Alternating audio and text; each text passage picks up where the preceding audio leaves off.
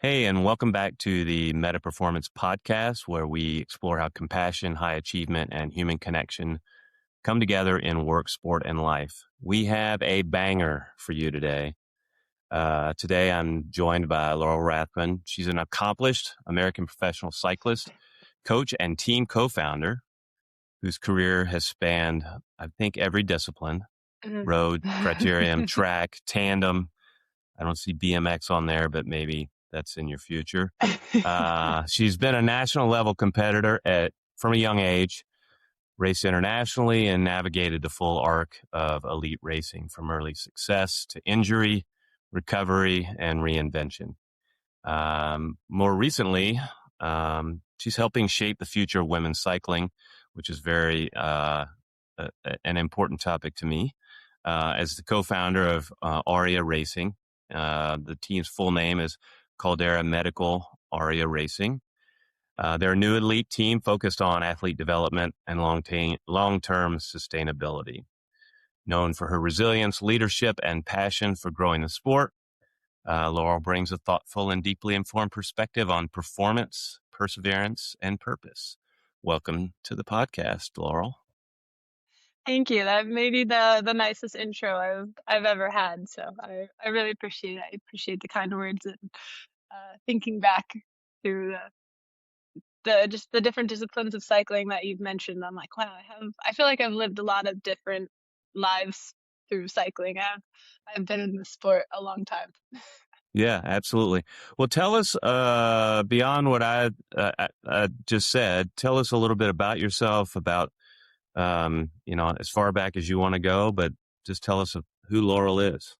Yeah, I feel like the main question everyone wants to know is like, how did you get into cycling? Which is such a valid question because it is, like more of a niche sport, and a lot of people have just come into cycling many different ways.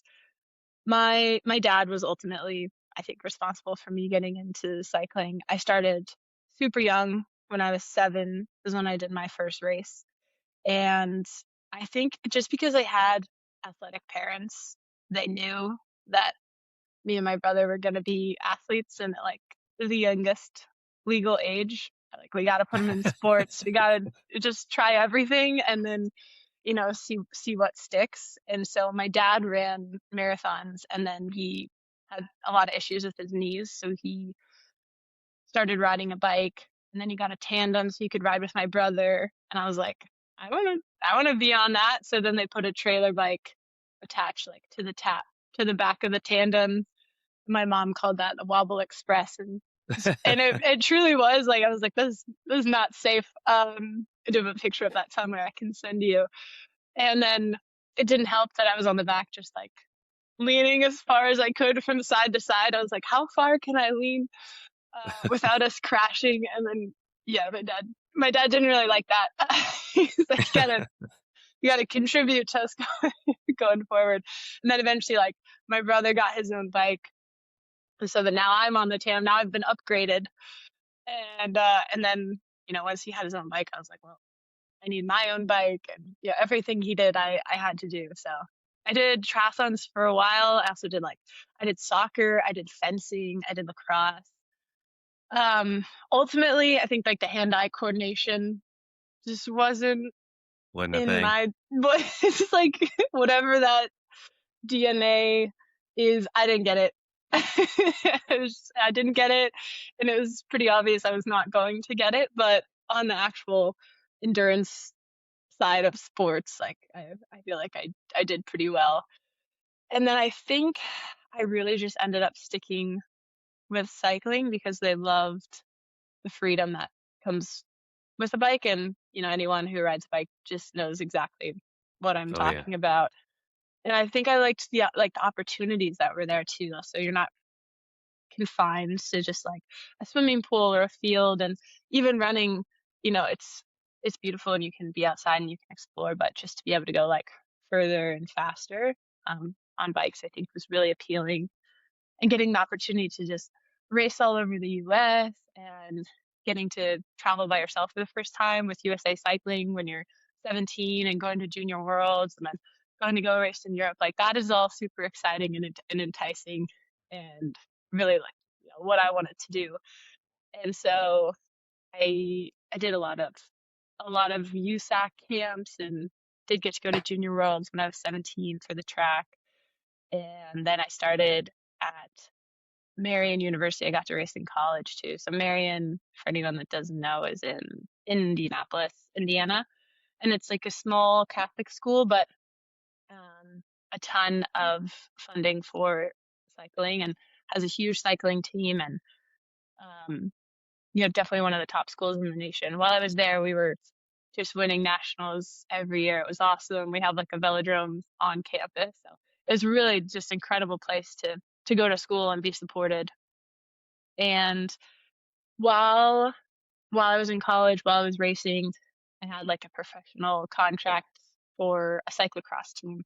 So that's mostly what my focus was. And then I was also racing basically a full road schedule. And then on top of that, I was also racing like collegiate track and collegiate mountain bike and collegiate cross and collegiate roads. So it was definitely busy. I was only on campus maybe like, 1 or 2 weekends a semester. It was crazy. And then I feel like I was just doing it. I was just really getting my opportunity and being like, oh yeah, I can do this. This can be like a real career for me. And when I was 20, I went over to race the Tour of Britain. That was 2016 and just had Okay. a really bad crash. So, um, yeah, that was really where I was like, oh, I'm doing it. I'm racing at that time. That was like the second biggest women's race in the world behind the Giro. I was like, I'm doing it. I'm racing and I'm doing well and just had this really bad crash on a wet, rainy descent, trying to avoid a crash. Ended up just sending myself into a guardrail and had a lot of broken bones, like, my shoulder, elbow, wrist, fingers, and my collarbone. But I didn't really know until after I got back to the US, like 6 weeks later, that I still couldn't move my arms. Like, what's happening? Like my collarbone's healed. Like I'm out of the sling, but like I just can't move my arm at all. And so then we found out that I had a lot of nerve damage, like C5, C6. I like pulled some nerves near my spinal cord, and then that was a whole like another long recovery process. And I had to do a nerve graft, and I basically couldn't use my right arm for a year. So this is all going on like while I'm in college and trying to figure out what I want to do with my life. And I was in school I was getting my degree in accounting and finance, and I decided like that would really be what I like put my focus and energy into. So got some internships and was really just focusing that I'll try to get back to racing, maybe just like at a domestic level and finish out Hmm. collegiate racing. And then I was going to be done with the sport because that was just, I was really hard. And uh, to I think the emotional side was really the hardest. On the physical side, people tell me like, oh, you're so strong, you're so resilient, but you didn't really have a choice in the Right.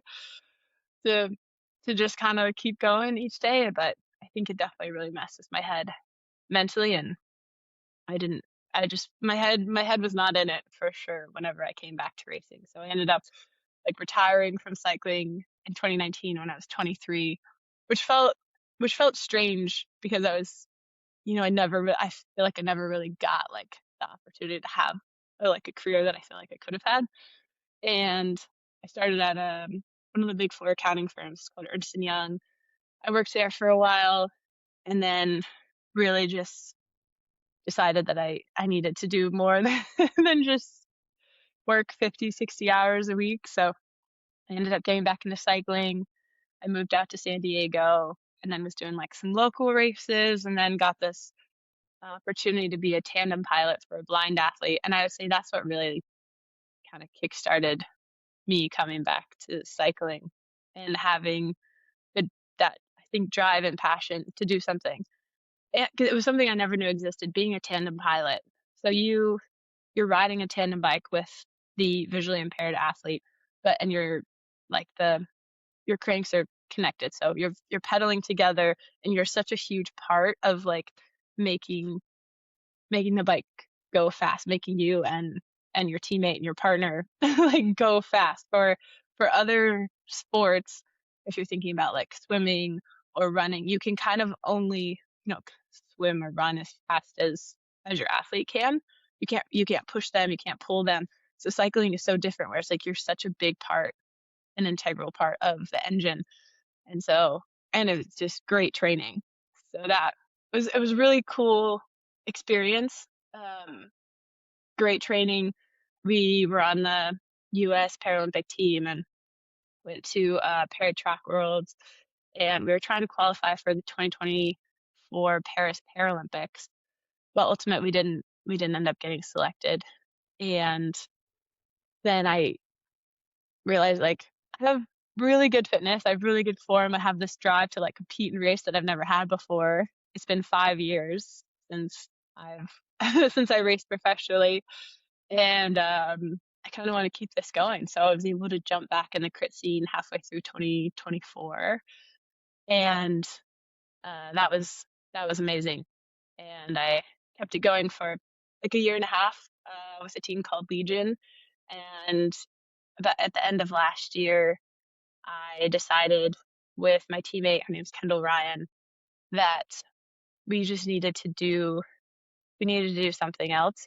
We really had just both just had this idea that we wanted to have our own team and we wanted to build something that was ours. And I think it just took meeting the right person, a series of events unfolding, and really Kendall saying the quiet part out loud of, we need to do this. We can do this. Because there's only so many times you can look at something and be like, I could do this so much better. I could do this better. Why are they doing it like this? I could do it like this. And there's only so many times before you watch that and you see that and you say that and you're like, okay, well, now I have to prove it. Now I have to prove that Right. I can do this and I can do it better. So we officially launched our team, I think about, 3 weeks ago. And the full name is Caldera Medical Aurea Racing. And so the kind of the backstory on that team was when we first started, we didn't have any sponsors and we didn't know what we were going to be called. So we went with this name, Aurea, which is the Latin word golden. And that really symbolized what we wanted to do with the team, is we wanted to set the gold standard for like how a team should be run for women's cycling, while also chasing Olympic gold. My partner, Kendall Ryan, was an alternate at the Tokyo Olympics and definitely with the LA 2028 Olympics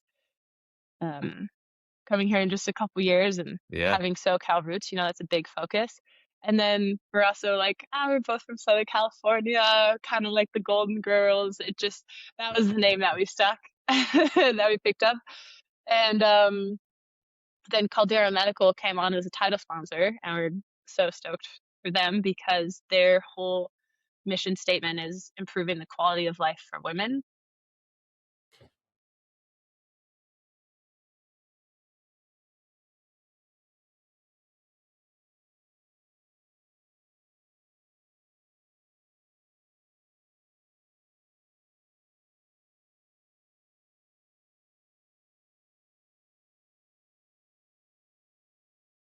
Hey, hey, hey. Oh, there we go. We're back. Yes, we are back. It said recording stopped. Sorry. Um, Pick back up where I left off. Absolutely. So Okay. you were talking about just Caldera coming on board. Yes, and that their whole mission statement was improving the quality of life for women. And we're like, that so perfectly aligns with the ethos of our team, and what we're trying to do is just like, improve the quality of life for women in cycling and just doing our small part that we can to help. So that is the full journey of Laurel That until was great. 7 until now Laurel 29. What was the hardest part of coming back for you? I think, man, the hardest part now is, I think, just juggling everything, because now, I do also work full time. So figuring out how to also fit 12 to 15 hours a week of riding plus gym plus all the travel is really, really hard. But Mm. I know I'm not alone in that struggle, that lots of women work and have jobs and, have also like have families and have other commitments in their life. So I know that that's not a unique struggle, but it's really, really hard to do everything at a high level. So we'll just keep jumping in on that because Yeah. I wanted to talk to you about, how you, I guess, what have been your secrets to, we talk a lot about on this podcast, and I talk a lot about with the athletes I coach and the other folks that I coach. I, I always say balance is a myth, in that it's really, I heard someone call it dynamic balance, which to me is more realistic, but in that there's, imagine you're a cyclist, you work, you're now a team owner, team Yeah. founder. So you've got those duties, and they all demand your attention. Clearly you can't give them 100% all the time. So how are you managing that push and pull of all the roles you play? Yeah, it's a good question. And I do feel like a lot of people ask me that. They're like, how do you do everything? And I think if you watch the version of myself that's on Instagram, that's online, it looks pretty good. It looks like it's happy. I get to do a lot of things and I'm super grateful, and I think I am very happy and I do live a good life. But there's a lot of struggle that goes into that I don't think a lot of people see. So I think the curated online version, definitely shows me balancing it nicely and Sure. gracefully. But I think behind the scenes, I have to work a lot of odd hours, and I'm super grateful for the accounting firm that I work at. It's actually a consulting firm. I do accounting consulting. I'm contracted out to different companies. Right now, I contract for a crypto company, and they're also really good. So I do work a full like 40 hours, but I'm able to like ride during the day, work in the mornings, work at night, work on the planes. Like I am 100% remote, and I think that was a key thing. There's no way I could do this if I was not You have to go to 100% an remote. office. But I think I am obsessed with this idea of having it all and being able to do it all, and I want to like be successful and having a career. I want to be the best bike racer that I can, and I do really want to win on a national and um, even like world level. And I also like want to be a good friend and a good partner, and like show up and see my parents, and like check in with my friends and be able to like support them in the ways that they need. And so some days it definitely feels unsustainable, but I think just being really intentional with my time and my actions is the best way to manage things. And that's actually, it was kind of like my New Year's resolution. I Each year I definitely have some New Year's resolutions. They don't specifically happen on January 1st, but it's sort of this decision that I make during the year, and I just tag it as my New Year's resolution.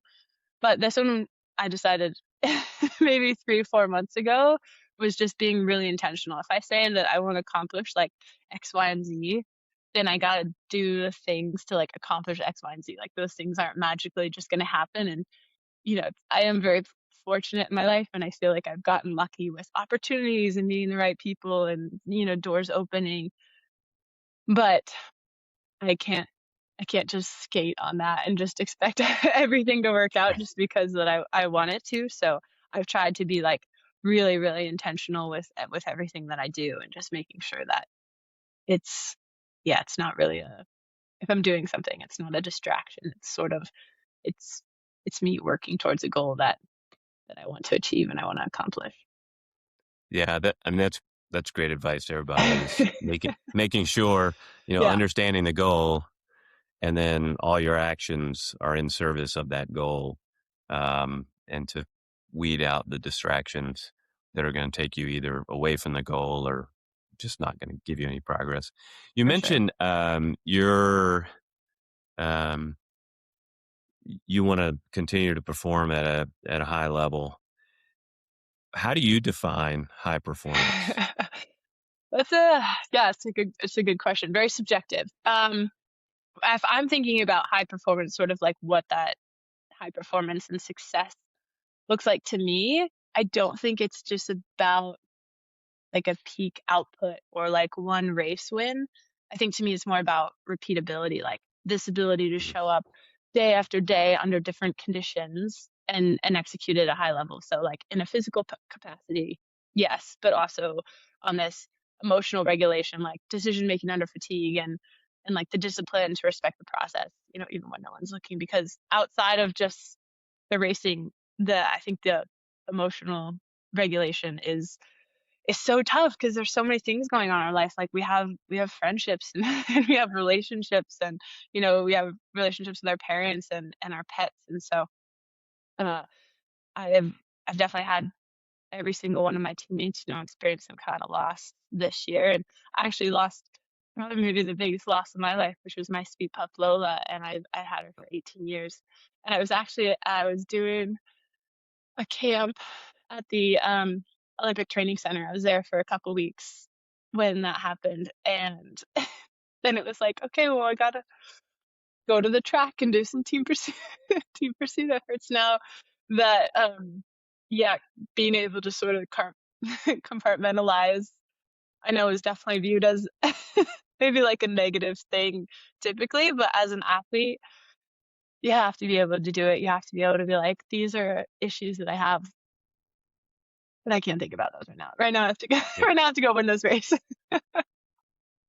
So being able yeah, to do that, yeah, it's a super important skill. And given your triathlon background, and I did a few triathlons myself, and I think that's one of the greatest gifts triathlon gave me was that ability to, once the swim's over, it's over, and focus on what's in front of you, because these other things in life will be there to pick up, and you deal with them when you can. for How do sure. you know? How do you know when? I guess maybe describe the feeling, or how do you know when you're performing at a high level? I think happiness watts are for sure real. Like I know when I when I feel good that I'm racing well and just being able, I think, to push really hard. Most of the time in races, I feel like my goal is not to win the race, and like my role on the team is not really to win the race. It's more like it's making the race hard. It's going after these preems. It's being in the breakaways, and then it's doing like a lead out at the end. So if you're looking at like results, like, oh, that wasn't a good race, but I probably, yeah, maybe I was off the front the whole time or something. So I think really my sort of like when I'm looking at like a successful race and I know that I had like a good race, it's like, oh, I made the race hard and I contributed to, my teammate winning the race. I think I take so much joy in that. In that respect, I really don't think I'm a selfish person at all. Like I think I'm such a good teammate because I get so much joy out of my teammates winning, and I think that applies to other things in my life. Like when I see my friends have success, like I feel that. I love that so much for them. I love my friends so much. I love my teammates so much, and I think that's it's a good character to have. But not everybody can be like that because you also need someone that's like, I want to win the race. I want to break. So you can't have everybody be like, well, I just hope everybody has fun. Like, someone's got to be like, I want to win the race.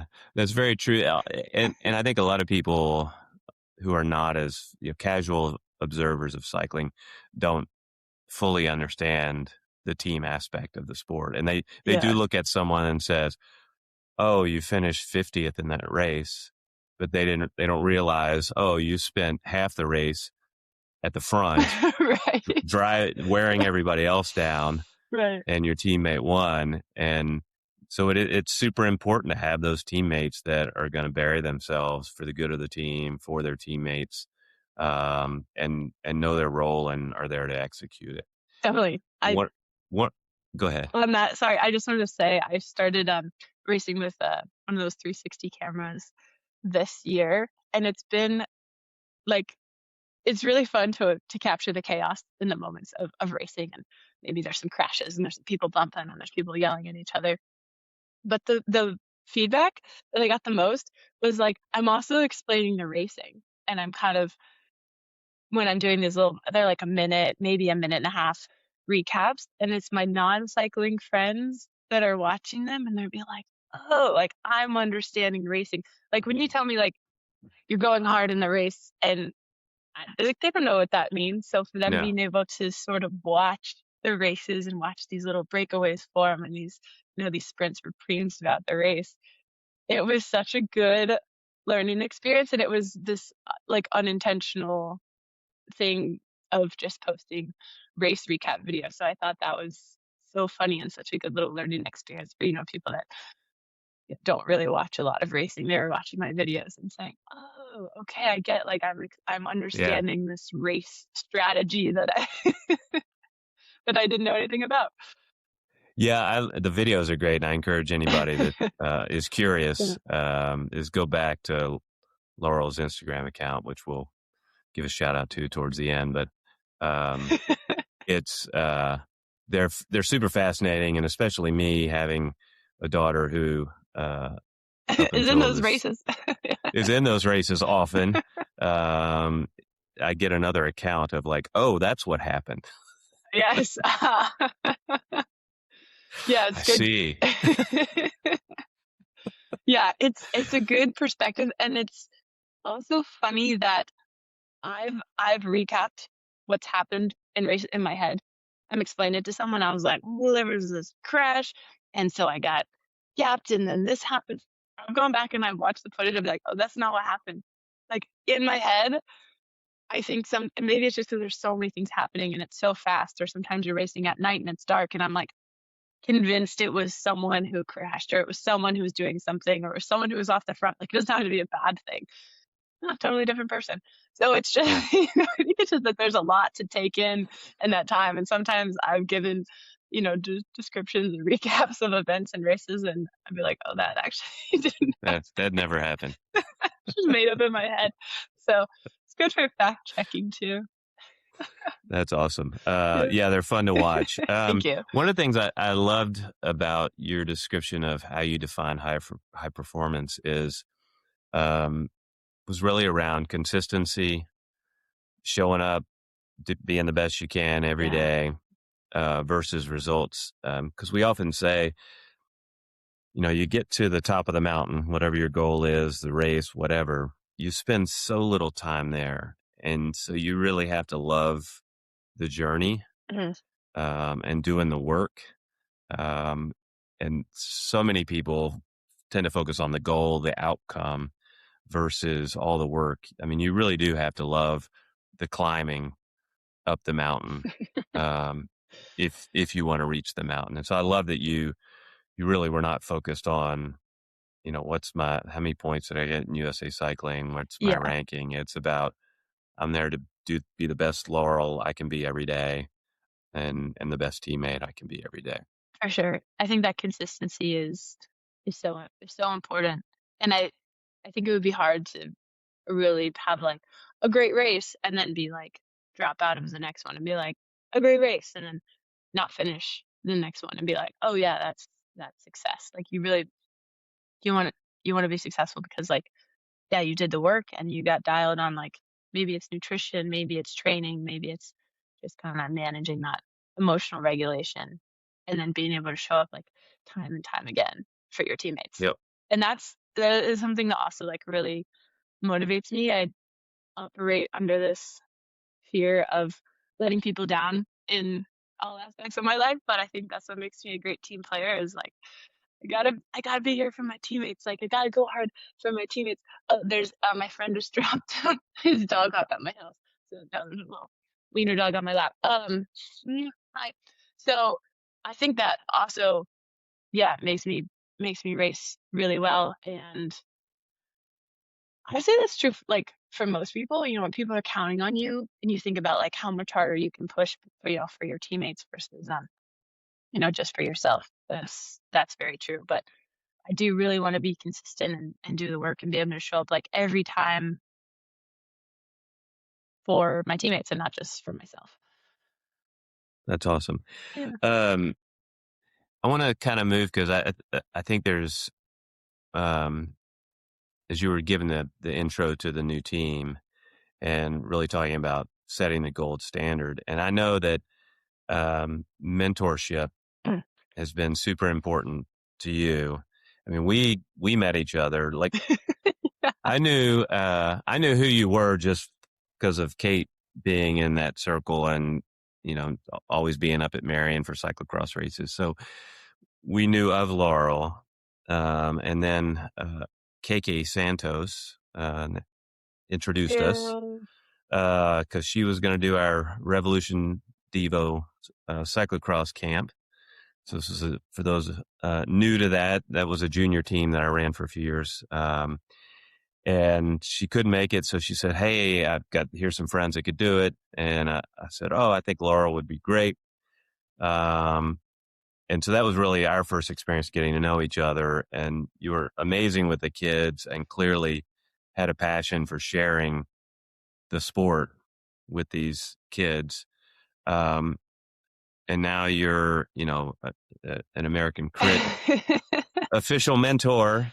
So Yes, why is official. mentorship so important to you? Oh, man, I think I thinking about that. That was like 10, yeah, like 8 Mm-hmm. years ago. Yeah, Yeah. maybe like 8, 10. Yeah. Wow. Ah,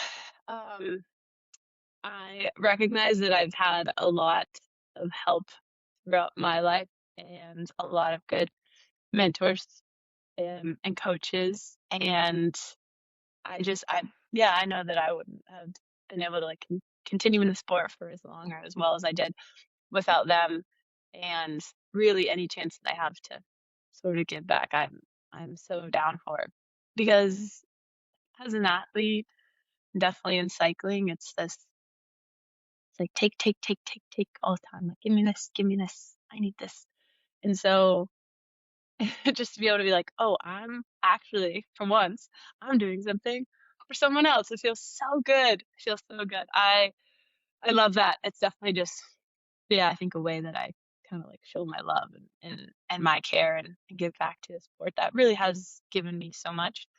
Mm-hmm. And I just did, I just did the American Crit Cup mentor camp in Tucson for some juniors. So the backstory on that is there were some juniors that won um, the ACC Cup last year, and their prize that was sponsored by Renaissance Financial was they got to go to this like 4-day camp in Tucson, hosted at the cycling house, and then they also paid for some mentors to come.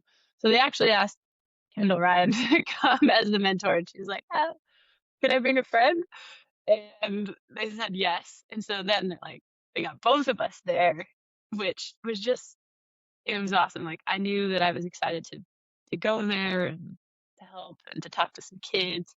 But they were really great about asking questions about like how did you get your first pro contract? How did you get on this team? Like what's it like to race in college? Like, what can I do to go to junior worlds and like, get in the eyes of USA Cycling.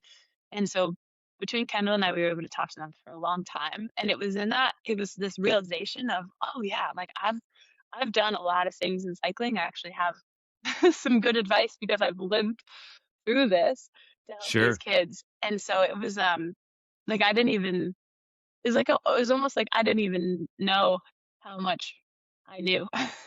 And that was like that was really cool. Like, actually, I have really great advice for you. Like, this is what you need to do. Like, to go to Junior Worlds. This is what you need to do to network to like to get onto these teams, and this is what you need to do at races. And I think those were things I sort of just had to learn on my own. Like, I had a lot of help. There were a lot of things I just had to figure out by myself. So being able to share that, going forward, uh, yeah, it just makes me feel really good. I don't know if it's like Yeah. not like completely altruistic because I just like love the feeling, of helping people, but I love that reward of being like I'm doing something and I'm helping. Yeah, it really makes me feel good. Yeah. That's awesome. Well, and it's, I think we all as athletes find as we get older, we recognize, the people that drove us to the race For that, sure. worked on our bikes Oh and, my and you God. start to figure out like, I really need to give back and Hmm. and pay that forward to either the generation behind you uh, or whatever. And, on a personal level for Marcia and I, it was always great having when Kate would be at races and having you in the race or Rachel Langdon in the race and be able to text and go, "Hey, can you just say hi to Kate?" Um, and knowing that she had people she could turn to and look up to, um, to, all right,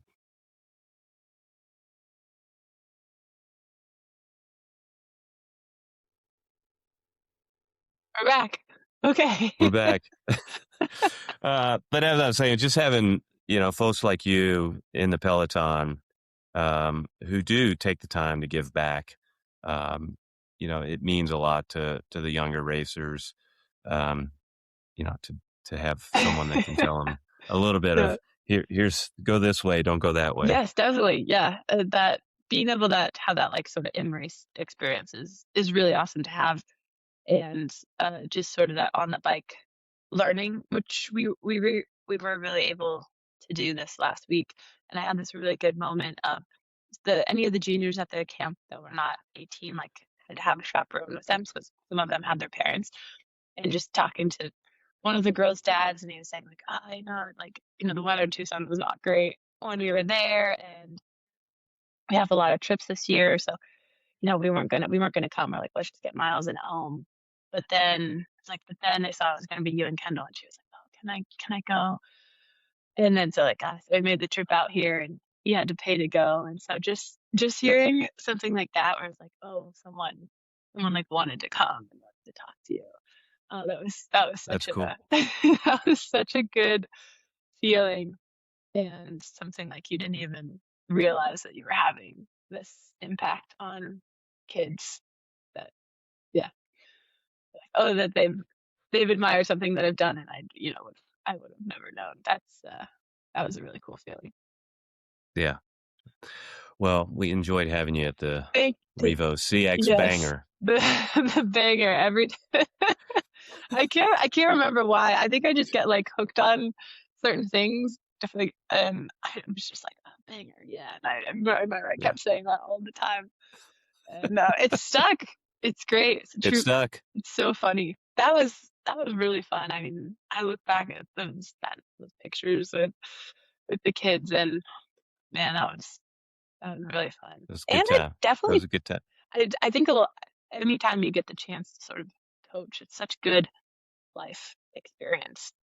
Oh yeah, Like for being sure. able to step into those shoes for the first time and being able to sort of, I think, effectively communicate, especially effectively communicate with kids, and then manage people, and then, teach and explain. It's such a skill, and just sort of like having the confidence to say what you need to, and to like, and to say it effectively is really good. So anytime anybody gets the opportunity to coach anything or mentor anything, even if you don't feel like maybe you deserve it or you're qualified enough, yeah, you definitely should.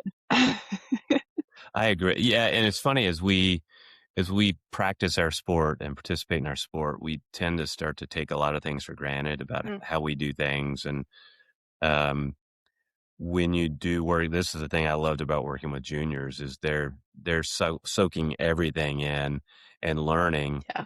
And I mean, there's been times where I'm like, well, you just do it this way, and you can look at their faces and go, mm-mm. And you have to kind of unwire yourself and go, okay, how did I learn this? Right. Oh, okay, let's try this. Definitely. And it really does. And just the sheer joy they have in riding and racing bikes, it always filled my cup of Yeah. this is why I bike. Yeah, I that love this reminds you. feeling. And yeah, That reminds you like what yeah, it's supposed to feel like. I feel like kids, do that so often, of reminding you of that joy and simplicity of just like riding bikes with your friends, and you're like, oh yeah, that's why I started this, and that's why I fell in love with this in the first place. And just, yeah, good like mental reset, and check for yourself. Like, those are the feelings that, those are feelings I want to have. yeah, exactly, that I'm chasing. Yeah. So, what's the current state of women's cycling? I mean, you're starting a new team. Yes. So tell me a little bit about what's going on in the women's cycling world these days. Yeah, it's I think it's starting this team is coming at a really, I think, good time for women's sports. It's really sad to see so many teams folding, so many women's teams folding over the next year, and so we're really happy to be one that we're creating. There's also a couple other women's teams that are created that have been created and new teams that are putting out. One of them is led by Andrea Sear. I was super stoked to see that she's creating an awesome team, yeah, like star-studded roster. We're like, it's good competition next year. We love that. Instead of just seeing like more teams folding and folding. Someone called me yesterday and was like, "Hey, I heard this rumor that this new team starting out of this city. I don't know how I should give it away." And I was like, "Oh, that's amazing!" Like I was like, that's really good to hear. But for women's sports in general, I mean, I think we see that there's more and more viewership. There's more and more races and games and everything being televised. There's more sponsors coming in to the sport because it opens up, to like just new partners and companies to be involved in sports that traditionally wouldn't. So because there's female athletes in there. So that is really awesome to see. There was actually a couple statistics that I looked up that I really wanted to shout out because I think we know that like women's sports are growing, but it's really cool when you have see the numbers behind that. And so like since the revival of the Tour de France Femme Amex in 2022, like coverage was over 80 million views in Europe alone, and then like broadcasted to nearly 200 companies. So, and that's social engagement up more than like 250% year on year.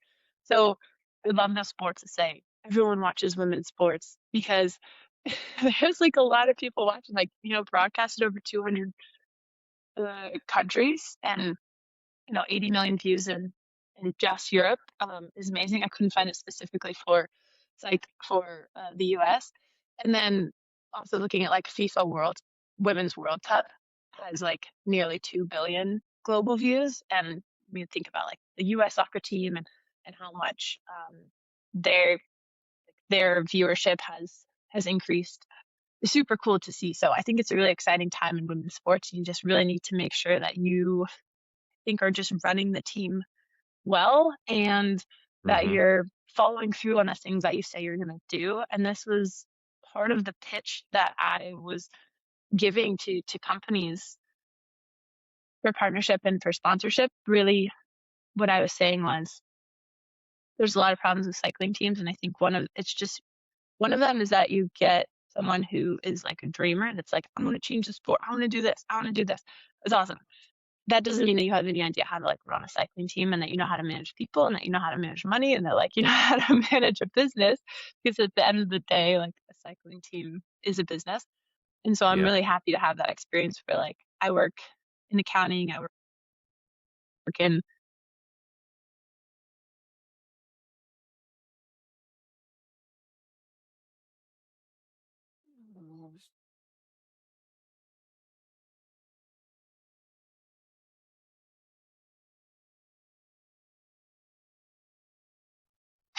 okay, we're back again. So I was saying I have like the business resume skills to actually run a team. Kendall is amazing at managing everything. Like she's really, really phenomenal, and that she gives so much credibility to the team. Really, all the credibility to the team. Like we couldn't have pulled all these big sponsors, without her, and being like the, current U.S. reigning national pro crit champ, and also I think she's won now that 4 times. So having, I think, those skills of like she knows what it's like to race at the highest level because she's been doing it for forever. So she knows how how cycling teams should be run, like specifically women's teams, and like where the issues are, things she's personally dealt with, and like how the team really needs to be managed from the cycling side. And I'm like, that's great. I can do the business side. I can do the books. I can make the budgets, and I can make sure that we're not running out of team halfway through. like, sorry, we're not running out of money halfway through the year. Halfway through the year. Yeah, like so many teams do. And I understand like deliverables and like following through on things for teams. And I was like, you can't imagine just like not giving your deliverables to the client. And so I think sometimes teams just sort of are like, give me money so I can ride my bike versus like, oh, this is a partnership. This is what the company is looking to get out of it. How can we actually like partner and give them an ROI on like their investment too? Because it really needs to be like a partnership, not necessarily a sponsorship. So that is something that we've been really, really focused on. Um, and I think so like this is what we're doing to try to help women's cycling, like being able to create something and to have a team and to build a team that's this is going to be around for a while. It's not just like a 1 year team or a 2 year team. But I think for everyone else, I think it's just like demanding that viewership and that um like equitable investments, from companies and from teams is really what we need to do to continue to grow the sport because there's definitely like still pay disparity and sure. men are still making a lot more I think on specifically world tour and then all the way down to domestic level as well. So I think it's just like, well, how can we help? What can we do? It's like you just got to continue to make sure that like you're viewing, you're watching, you're talking about it. I think that goes like such a long way because then companies and teams use this data of this is how many people watch this race. This is how many people are talking about this race. This is like the money per dollar, like the views that you get out of partnering with us and sponsoring our team. So those numbers are really important. And so I make sure that anytime there's a women's version of the race that we're watching that and we're watching that one first. And get kind of upset with my friends sometimes. I'm like, oh, did you watch the race? And they watch the men's race, but I'm like, dude, no, I gotta watch the women's race too. Gotta Like watch the women. it's yeah, it's a free thing to do, and I think there's just this like just kind of something that's been wired into our brain is like you just instinctively think like, yeah, I'm gonna watch the men's race because sometimes you don't even think like, oh yeah, the women's race is live streamed and is on as well. So that's just a small thing that everyone can do to help. Absolutely. Well, and I think that your approach of treating it like a business and looking for companies that do want to partner with you and be partners, not Right. just because those days of, hey, give me some money so I can ride my bike. I mean, that's why teams fold. For sure. Yeah. Because the sponsor doesn't see any return. And let's be honest, there's not a lot of ROI, but they're doing it for some reason because they want to, they've got a vision and it supports their vision. So it doesn't have to be a monetary ROI, but they definitely want to see it run well. They want to see how their money's being used and it's being used, appropriately and serving the purposes that they gave it for. So I think your approach is spot on. This is a business. Yes, bikes are fun. We love bikes, but we have to treat it like a business because it is. Definitely. It's because you sometimes I think the traditional sponsorship of teams in cycling has just been like, this is someone at this company that likes cycling, and so we give money to this team. And then Yep. when the next person comes into that, marketing, sales role, they're like, what are we doing? Like, why are we spending money on this team and something, and then, cut the funding, team folds. And so just being able to, really show, I think that the investment and the impact is working is really important. And Kendall and I have both like a little mmini following on Instagram, and we're trying to be really intentional about creating things that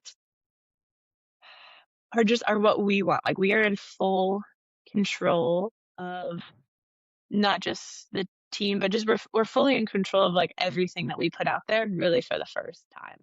And so we want everything that we put out there to be like really well done and well made and like really truly representative of us and our goals and our vision for the team. because sometimes Kendall's experienced this in the past where she's like maybe like the way a team has like posted about her or portrayed her, she's like, it's not necessarily me. So being able to be like in full control of what we put out there is a really good thing. And so we're really, we want to do our part to help with women's cycling and that positive viewership of it. So that's something we're also going to be really intentional about of our social media and everything that we do. And that is just the world that we live in, where social media is Yep. just also an important part of the business and the team. And I know there's athletes that aren't stoked on that. Like they're like, I'm an athlete, I'm the best. I want like that should be enough. Like I won the race, that should be enough. And it's just like it's not anymore. And Right. so Right. that's like another thing that we recognize and we want to do well and we want to use that to help the team like retain these sponsors year after year. Sure. Yeah. So what advice would you give to either the the the 7-year-old girl who wants to get into biking or even an aspiring junior? What advice would you give to them getting into the sport? Yeah, I think when you're young, you just gotta keep enjoying it. And I think you just have to say yes to the opportunities that pop up. And sometimes you just feel so maybe scared or underqualified for those things, but those lead to like much bigger things in the future. So as a kid, it's just like keep having fun, keep saying yes to those opportunities and doing the things. And we definitely get this sort of like imposter syndrome. I think sometimes like I'm not good enough to be here. I'm not good enough to be on this team. I shouldn't even apply, but like just do it. Just do it. Like Hmm. you gotta really sort of almost be like a little bit delusional and really like be like, I'm worth it. I'm good enough. I'm gonna put myself out there. And then really as you get older, you also have to do a little bit of networking and you kind of have to like go introduce yourself to like people on the team and these team managers and just be like, hey, this I'm so and so. This is what I race. And maybe say like, I want to be on the team someday. And so then people will like start to recognize your name and then they'll look for you on the results. Because otherwise you're just like anonymous and that's not really like really gonna, I think, notice you when you're like looking at results. But then when you think about, oh, this is this kid that came over and introduced himself Hmm. to me, like I see him on the results. He got fifth this week. Yeah, and now he got four. Oh, he's on the podium this week. That's awesome. Like it's a scary thing to do, but really so important. And Kendall was just telling the story last week about really that's how she got her first pro contract. Went over and was like, I'd really like to be on your team one day. And I'm like, yeah, whatever. And then she's like, and then I beat the whole team in the crit. And they were like, actually, Actually, we have a yep, spot. I have a spot. So, it's not that easy, but yeah, keep having fun, keep saying yes, and then just keep believing in yourself to an almost delusional level. That's all I you love can it. I love it. All right. So where can folks find you, find the team? Yes, we put out our like official uh launch videos. We were like a teaser a couple weeks ago, and that was on our Instagram, and it's called Air Medical Aria Racing. And then you can also follow, I think, myself and Kendall, and we have our roster launch as well. We have four other girls apart from us, so we have a roster of six, and we also have a website that just is finished being built, and then yeah, we have some really cool collaborations and opportunities that are gonna kind of be coming here soon. We got Nice. some merch being made. Our team kits are so sick. I'm so excited for those. Um, but I think the main thing is, yeah, we have to create like a YouTube and a TikTok. And once race season starts going, we'll have those a lot more. But I think the main thing would be Instagram for myself, for Kendall, and for the team is really where we're putting all the information out right now. Yeah, and I would encourage you to go out to the team's um, Instagram account and just read. It's like reading poetry. The the Thank you. the team member introductions. Thank you. They're great. They are so creative. Thank I you. love them. Well, this has been great, and I appreciate you. I did have one final question. Did you ever get your dad to go viral? Has he become an influencer yet? He hasn't he hasn't yet. He moved over to Abu Dhabi and he kind of I feel like he's more undercover there now. He hasn't really posted much, but he follows along to everything that I do. And so does my brother, which is so sweet, just like the and so does my mom, of course, but she always has. Um and my brother was telling me the story last year. He started dating this girl and she lived a couple hours away and he's like, I was being on the way to get there. And then I made her like I sat her down and I made her like watch the live stream of like Tulsa or something before we went on our date. I was like, that's so funny.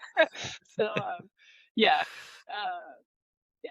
That was just a funny tangent. But no, unfortunately, my dad's not viral yet. But I think that's Okay, probably good for him. He's gone the opposite way. He's he's retreated from gone. Instagram. He's like, actually, I don't want He's that. he's in deep cover now. Yeah, no, it's a deep He's out. cover. Yeah, Very cool. Well, I appreciate the time, Laurel. It was great of course. catching up, and thank you for sharing your experience and your background with us. It's been a pleasure. Thank you. It's so nice. I'm so happy that I got to talk to you, and I know that you've watched a lot of my racing for the last 10 years plus. So thank you so much, and thank you for all the kind words and all you do for juniors as well. I've done like a couple camps, but you've been, you've been doing this for years and years and years. You do so much for the sport and for the kids in that Midwest area. So thank you. Awesome. Yeah.